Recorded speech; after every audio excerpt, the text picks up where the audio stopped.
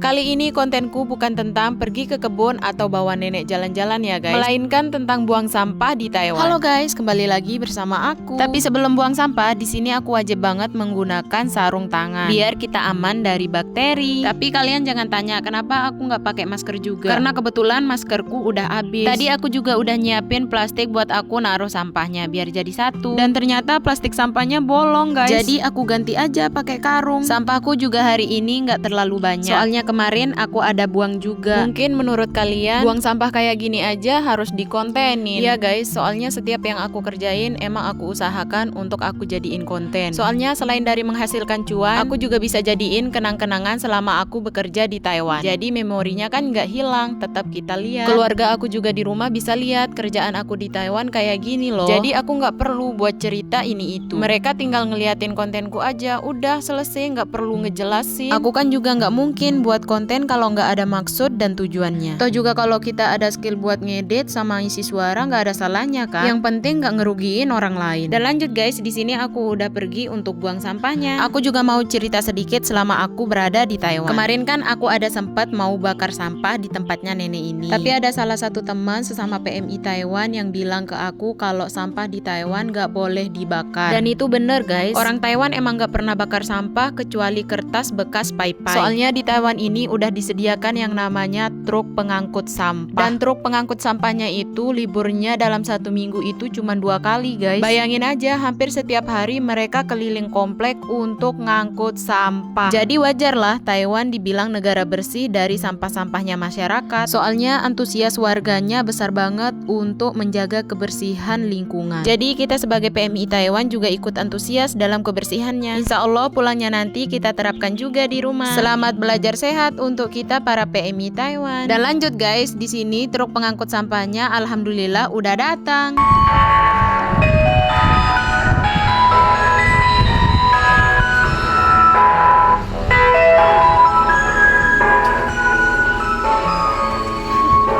Tadi juga banyak banget yang ketawain aku saat buat video buang sampah. Yang namanya mau jadi konten kreator guys, nggak boleh malu. Apapun yang dikerjakan pasti dikontenin. Dan alhamdulillahnya aku sudah mulai terbiasa dengan itu semua walaupun ada banyak orang.